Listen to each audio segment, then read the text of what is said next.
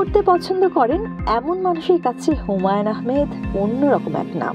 মুক্তিযুদ্ধের পর সাহিত্য রচনা করে যে কয়জন বাঙালি লেখক পাঠকপ্রিয়তা পেয়েছেন, হুমায়ুন আহমেদ তাদের মধ্যে একজন। তিনি একাধারে ছিলেন ঔপন্যাসিক, কবি, নাট্যকার, গীতিকার ও চলচ্চিত্র নির্মাতা।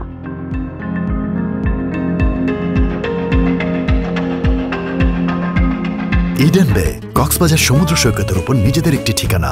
মাত্র 5 লাখ টাকায় আপনিও হয়ে যেতে পারেন এই হোটেলের মালিক। ইডেন বে, a concern of ভাইয়া হোটেলস। 1948 সালের 13 নভেম্বর নেত্রকোনায় জন্মগ্রহণ করেন খ্যাতিমান এই কথা সাহিত্যিক। বিশ্ববিদ্যালয়ে পড়ার সময় হুমায়ুন আহমেদের সাহিত্য রচনা শুরু হয়। তার প্রথম উপন্যাস নন্দিত নরকে 1970 সালে প্রকাশিত হয়। এরপর একে একে পাঠকপ্রিয় অনেক উপন্যাস রচনা করেন তিনি। তার জনপ্রিয় উপন্যাসগুলোর মধ্যে শঙ্খনীল কারাগার, দারুচিনি দ্বীপ, রজনী, এপিটাফ, পাখি আমার একলা পাখি, ফেরা, নিষাদ, নির্বাসন, অমানুষ, রূপালী দ্বীপ, শুভ্র, দূরে কোথাও, মন্দ্র সপ্তক, বাদশা নামদার, সাজঘর, বাসর ও নৃপতি উল্লেখযোগ্য। মুক্তিযুদ্ধের প্রেক্ষাপটে হুমায়ুন আহমেদ লিখেছেন জ্যোৎস্না ও জননীর গল্প, 1971 ও সূর্যের দিনের মতো উপন্যাস।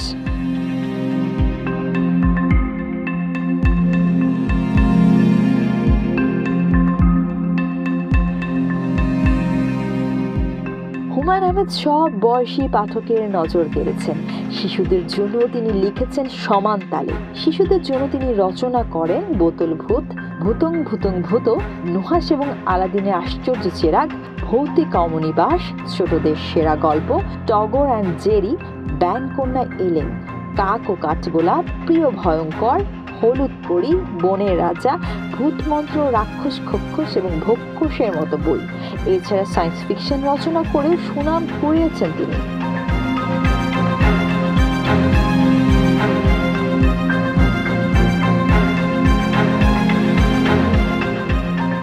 হুমায়ুন আহমেদের তৈরি দুটি জনপ্রিয় চরিত্রের নাম হিমু ও মিসির আলী।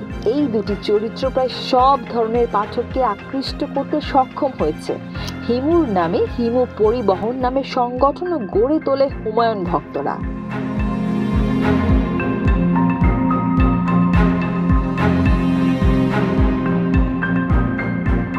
হুমায়ুন আহমেদের মতো ঔপন্যাসিক জন্ম নেন কালে ভদ্রে, যার বই মেলায় বিক্রি হয় লক্ষ লক্ষ কপি। তার সব গ্রন্থের পাঠক সারা পৃথিবীর মানুষ। বাংলা লেখায় হুমায়ুন আহমেদ তুল্য কেউই নেই। বাংলায় আধুনিক বৈজ্ঞানিক কল্পকাহিনীর রচয়িতাও তিনি। 2012 সালের 19 জুলাই খ্যাতিমান এই লেখক 63 বছর বয়সে ক্যান্সারে আক্রান্ত হয়ে আমেরিকার একটি হাসপাতালে প্রয়াত হন।